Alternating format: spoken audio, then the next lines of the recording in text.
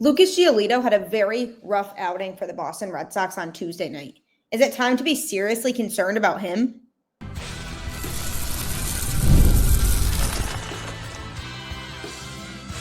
You are Locked On Red Sox, your daily Boston Red Sox podcast. Part of the Locked On Podcast Network, your team every day. Hello and welcome to Locked On Red Sox, your daily Boston Red Sox podcast, part of the Locked On Podcast Network, your team every day. I'm your host, Gabby Maljanian, former ESPN social media associate and current host of the Boston Balling podcast as well. And I am here to bring you the latest in all things Boston Red Sox Monday through Friday straight to your favorite podcast feed. And the best part, it's free. So you might as well continue to tune in because Locked On is your team every single day. Today's Wednesday, halfway through the week. The Red Sox are not making our week any easier, and neither are the Celtics for that matter, as they lost game one of their series against the Knicks in overtime. Very frustrating game. Don't even get me started on that. Hopefully they can bounce back tonight. But the Red Sox, they have been incredibly frustrating lately, falling 6-1 to the Texas Rangers last night, and they are now at a record of 18-19 on the season, still miraculously in second place in their division, 2.5 games behind the Yankees, who are 20-16.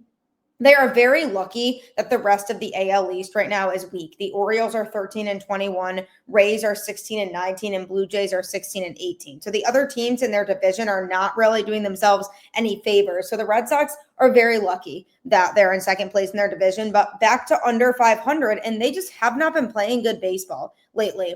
And this team is very hit or miss. Sometimes things seem to be clicking and getting better, and then everything just completely falls apart for them. And I am very frustrated. I want to know where the happy medium is. I want to know how they can put all the pieces together. And on today's show, I'm going to be talking about who's to blame right now for the Red Sox struggles. Bullpen Sean Newcomb, who seems to be a completely different person than starting pitcher Sean Newcomb, and Lucas Giolito. Are there concerns for him because he made the start for the Red Sox last night in the game, and it was not pretty. He went 3 2/3 innings, giving up 10 hits and 6 earned runs with 1 walk and 2 strikeouts. He threw 74 pitches total and 49 of them for strikes. Now, the thing about Lucas Giolito, from watching him in his rehab starts in Worcester, that I had emphasized that I was concerned about was his velocity. Because in his rehab starts, his fastball velocity was averaging 92 to 93 miles an hour. Then he makes his first start for the Red Sox last week, and he gets up to 96 on the fastball at one point.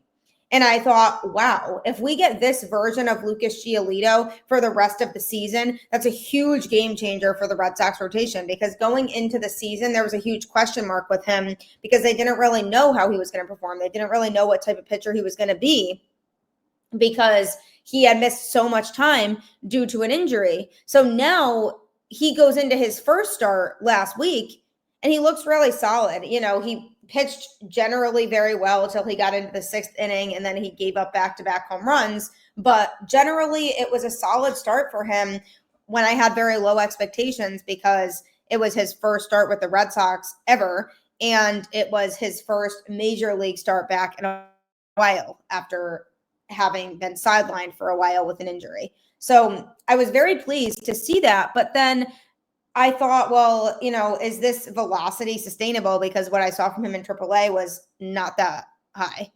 And sure enough, in the game last night, his velocity was low, 91, 92 miles per hour fastballs. And that is not a recipe for success in Major League Baseball.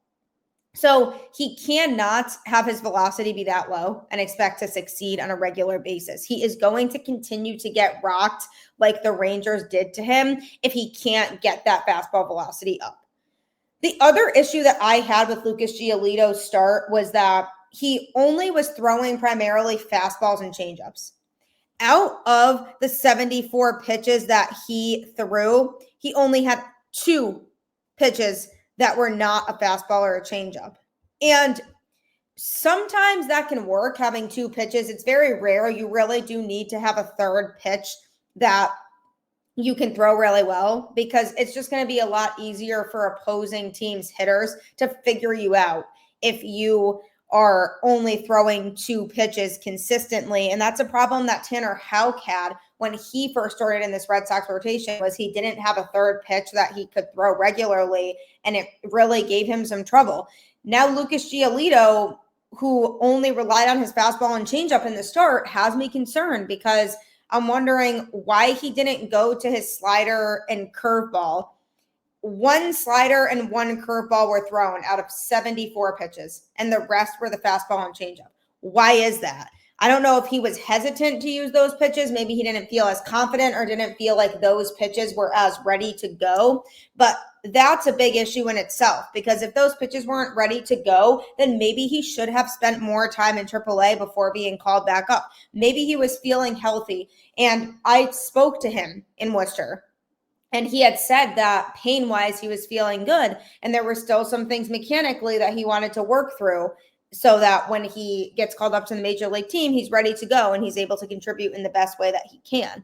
So if the Red Sox felt like there was any hesitancy around him being ready when it came to his ability to throw strikes and throw very good pitches, then why is it that they brought him up when they did? And part of that could be because maybe they just were desperate. Maybe they felt like, hey, we need a boost to our rotation, and he's feeling good and he's ready to go, so we're going to call him up. That could be it. Another thing could be that at the time he was feeling really good and the Red Sox had more confidence in him to throw well when he gets called back up. So it could be a variety of different reasons, but last night's start was not promising. He just kept giving up base hit after base hit, and the Rangers were doing what they should have done, which was be all on top of it, because he was only providing 2 pitches. And that's easy for opposing hitters to figure out. So I don't know what the deal was with that, why he didn't utilize those other pitches. He did speak on it after the fact, and the fact that it just wasn't a good start. He said it was terrible, straight up. He said, I gave up a bunch of base hits in a row. That's not doing my job. Also, his command was off for sure. Definitely did not throw as many pitches for strikes as I would have liked to see him do. And obviously, like I mentioned with the velocity, the Rangers just were not fooled by that 2-pitch mix. He averaged 91.6 miles an hour to be exact on the fastball. Definitely a bit of a concern. I don't know if it was the weather that was part of that, and the game start time being delayed, throwing off his pregame routine. I don't know what it was, but lots of things in this start that were concerning. He said that he probably could have tried to use his breaking balls more. He said, looking back on it, it's like maybe lean on the slider more, see if we can get that going. I have the ability to pitch with 2 pitches, but they have to be good, and they weren't good today, so they made me pay for it. Giolito did look sharp, again, like I said, in that first start on a big league mound in well over a year when he threw against the Toronto Blue Jays last week. And that gave me promise. In that outing, he turned in a quality start, tossing 6 innings in which he allowed 3 runs on 5 hits while issuing 2 walks and striking out 7. He said that the elements didn't impact him against the Rangers, so now it's back to the drawing board for him before his next start and figure out what he needs to do differently. He said, I wanted to keep building off of last week. In a sense, it was a step back and just an inability to control where the ball was going and have that good command that I had last week. Just got to get back to work this week and get it right. Yeah, he does need to get back to work and get it right, because it's very concerning. And if you are only relying on 2 pitches, you have to throw them very well, as in best I've ever seen well. Because if those pitches are both very solid, then you can make that work. I still don't recommend it, even if you're the best pitcher in the world with 2 pitches. I still recommend having a third pitch because you really want to keep opposing hitters on their toes. But if you have 2 pitches and you are the best pitcher in the league at throwing those 2 pitches, then okay, utilize them and get hitters out. But if you are unable to get hitters out at a frequent rate, then maybe you need to reevaluate. So are there concerns for Giolito? Yes. He needs to go back to the drawing board. He needs to figure out what he did wrong, and he needs to start utilizing more of his off-speed pitches again, and hopefully Andrew Bailey can figure out with him why it's making him so uncomfortable to utilize that slider and the curveball a little bit more, because I definitely would like to see that from him. I truly think he could be a lot more successful if he starts implementing those more. So hopefully he does. And coming up, I'm going to be talking about a pitcher who has looked a lot better out of the bullpen than he did as a starter.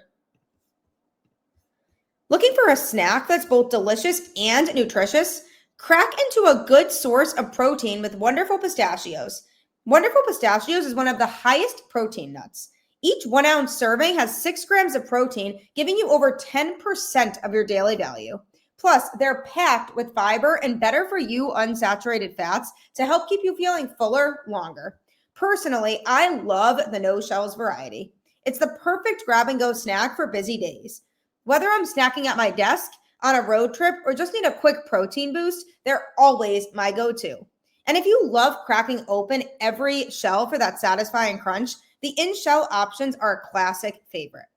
Get snacking and get cracking with the snack that packs a protein punch. Visit wonderfulpistachios.com to learn more. I told my mom about these things, and now she's literally obsessed with them and addicted and will not stop buying them at the store. She also loves pistachio flavored things, so she's a little bit biased in that regard. But if you start purchasing them, you will not go back because they truly are so addicting and they're healthy. So make sure you purchase them today.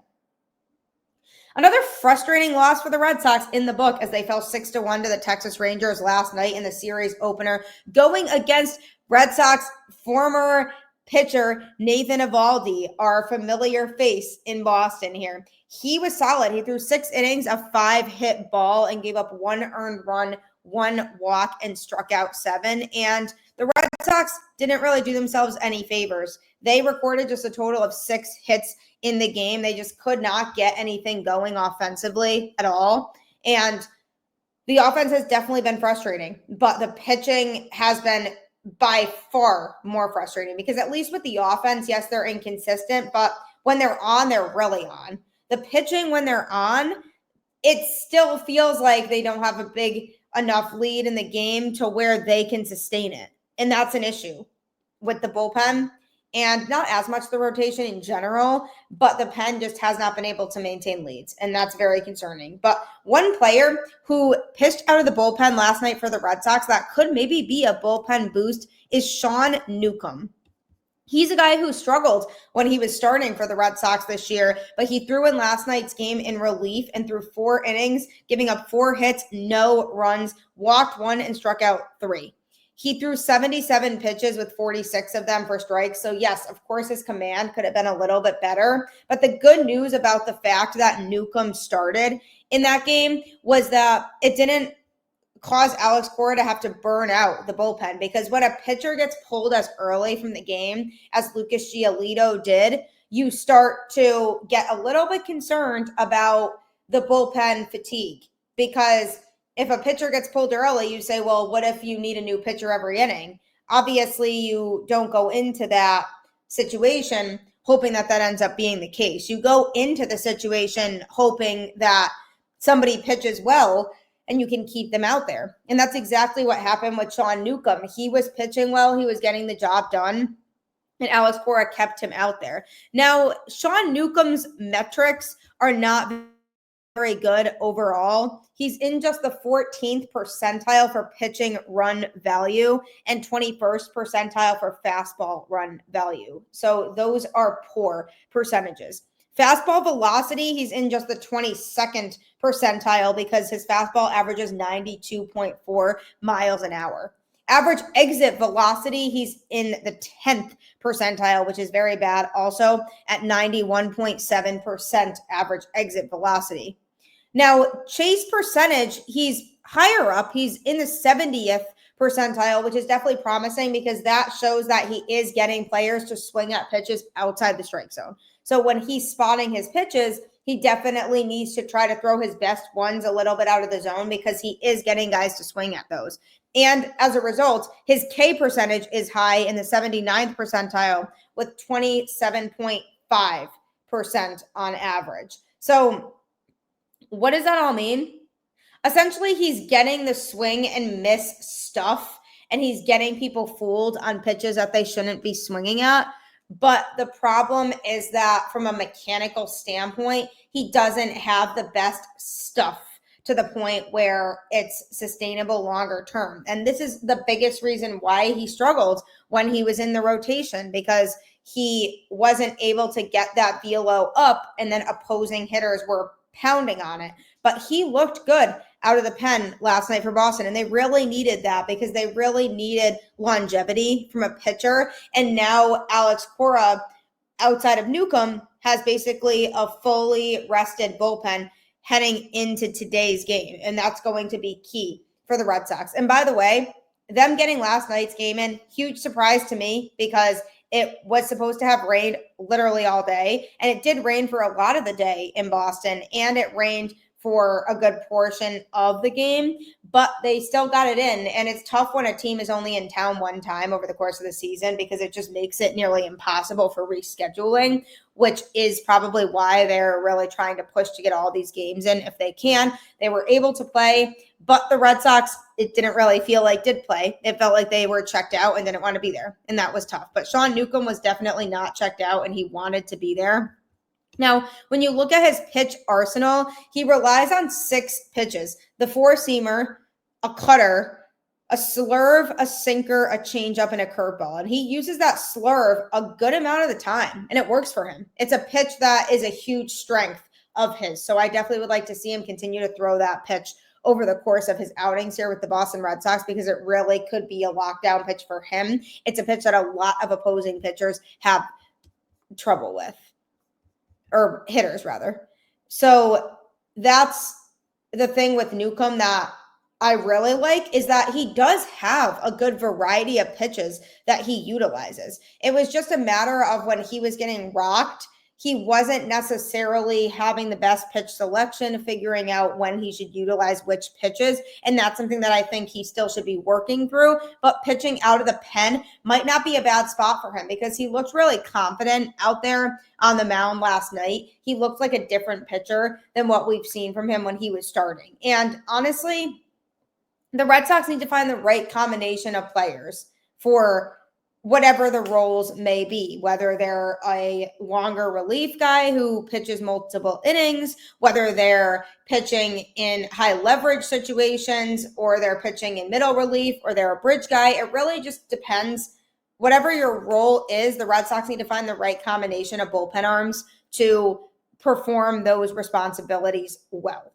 And if it means moving people around and shifting people and sending them to AAA so they can figure it out to make room for somebody else, then so be it, by all means. And I was really happy that the Red Sox have moved Newcomb into working in the pen, because when a starter doesn't pitch well, not every time should you just jump to the conclusion that they're not going to succeed here and then DFA him.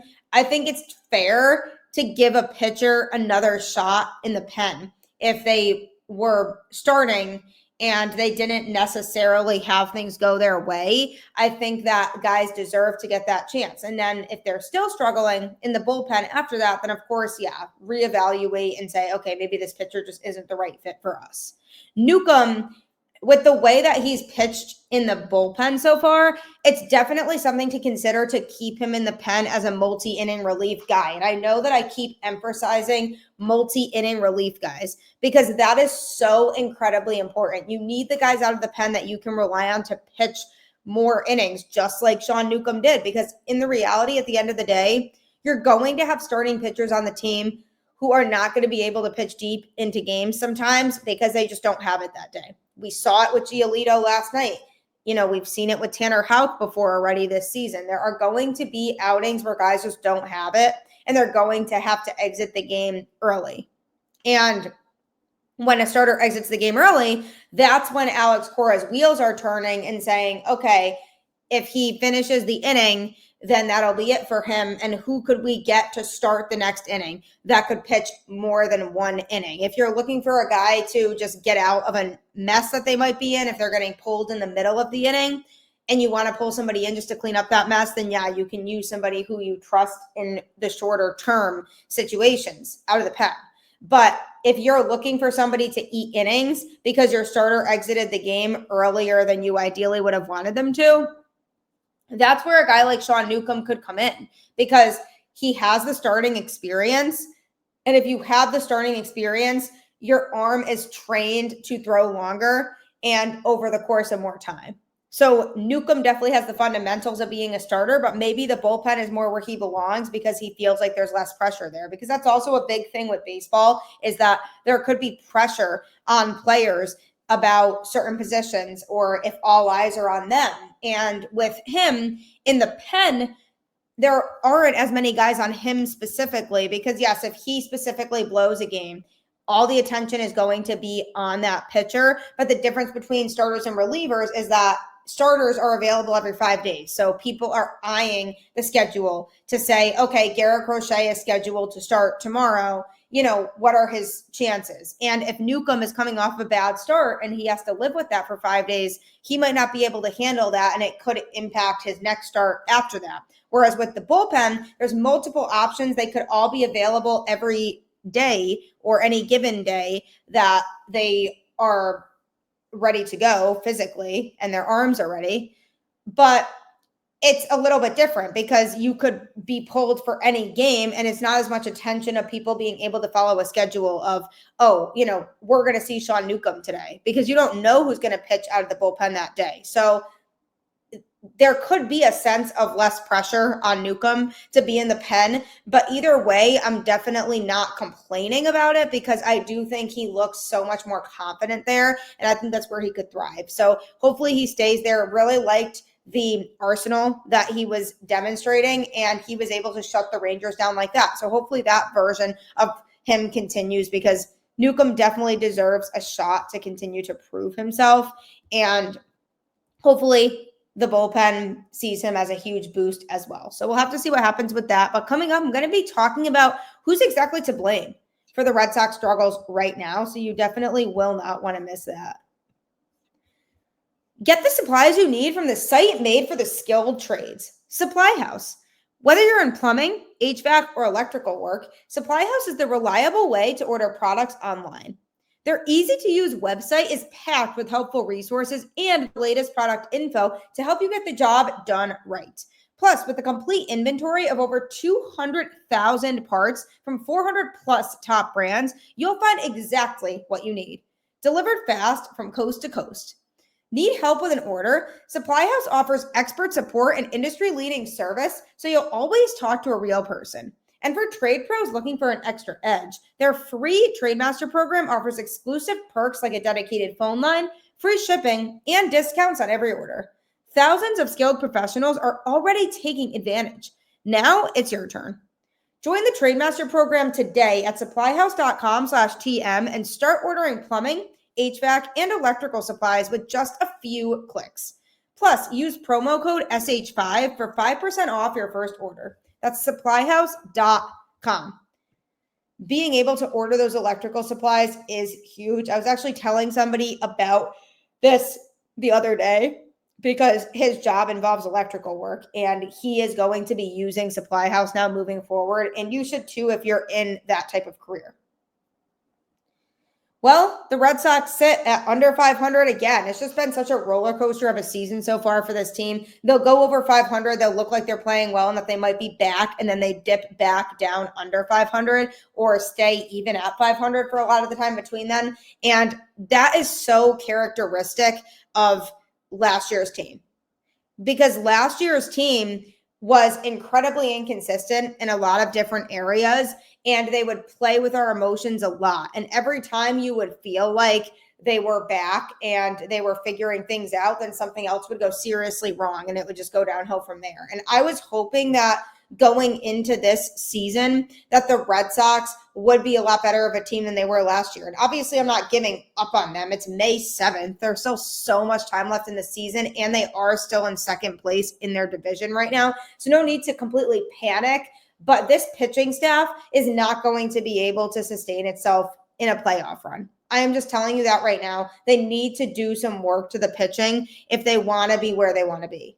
And that's a lot of different people that are to blame for that. I mean, who exactly is to blame for the Red Sox struggles right now? Obviously, the players need to perform, and the pitchers especially are not performing. Some guys offensively have gotten into huge slumps recently. And again, that does happen with hitters where they'll go into slumps, but the pitching overall, the players are not performing at the level they should be. And I mean, you have a guy like Tanner Houck who had so many expectations on him this year and isn't living up to the expectation that people had for him. And then you have Garrett Crochet, who obviously has been solid, but his command hasn't been all there. His velo is a little bit down from last year. So definitely something to monitor moving forward, but he definitely is still the ace, no doubt about it, and he's getting the job done. And the bullpen, I mean, in general, besides Aroldis Chapman, there are relievers who have been struggling. And I just talked about Sean Newcomb. Maybe he could be somebody who could be a reliable arm moving forward in the pen, but you have guys struggling that are bridge guys like Garrett Whitlock and Justin Slayton, and even Brennan Bernardino, he's off and on too. He's a guy who you don't really know what you're going to get from him on any given day. And it's really frustrating for Red Sox fans to feel like this team doesn't know how to maintain a close lead, or if it is close and they're behind in the game, then they blow the lead open for the other team even more to the point where it's basically over. And it's frustrating. So the players obviously are 100% for sure partly to blame because they, of course, need to perform. But the other side of that is, at what point do the coaches start coming into question? I don't mean just Alex Cora. I mean him too. If the season ends at 500 again and they miss the playoffs, then I'm looking at Alex Cora and saying, all right, is he the best fit to manage this team moving forward? Because we have underperformed for the majority of the time that he has been here compared to what we thought we were going to do. So that's a possibility that the Red Sox could explore. I mean, they did just extend him recently, so I'm not seeing that as a likely option, but I wouldn't be surprised if it's at least a conversation that gets floated around if the Red Sox don't really show a lot of upward mobility, if you will, from what last season and past seasons before that gave them. So you look at Alex Cora, but now you also have to look at Andrew Bailey, the pitching coach. Is his strategy of moving away from the fastball and utilizing more of the off-speed stuff the reason that people are struggling? Because if you have a fastball that you incorporate into your arsenal a lot, and then somebody tells you don't incorporate that as much anymore, it's natural for a pitcher to struggle with that. And so the question that I have is Andrew Bailey somebody who deserves to be on the hot seat? I'm feeling like it's possible. For sure. It's definitely a possibility that he needs to be examined, and the approach that he is giving to these pitchers, you're not seeing as much upward improvement from a lot of these guys as you were hoping that you would. And who is that on? The pitching coach who's working with you on the techniques, working with you on the fundamentals, and making sure that you're where you need to be. And if a lot of these guys are struggling, maybe it's Andrew Bailey's strategy about the arsenal that needs to come into question more so than the arms themselves and the players that are coming out there stepping foot on the field every day. Maybe it's a matter of Andrew Bailey having to switch things and saying, you know, what I tried to implement before doesn't work, so now let's try this instead. I feel like there definitely could be a little bit of embarrassment surrounding that and admitting, you know, I worked really hard to develop this pitching program and not everybody is taking a liking to it. And some guys are struggling because of it. It definitely would take a lot to say that, but I do feel like that's something that's worth questioning. And I've already talked about Pete Fatsi. You know how I feel about him. Have wanted him gone as the hitting coach for a while now. I just think this team continues to have too many strikeouts overall as a group.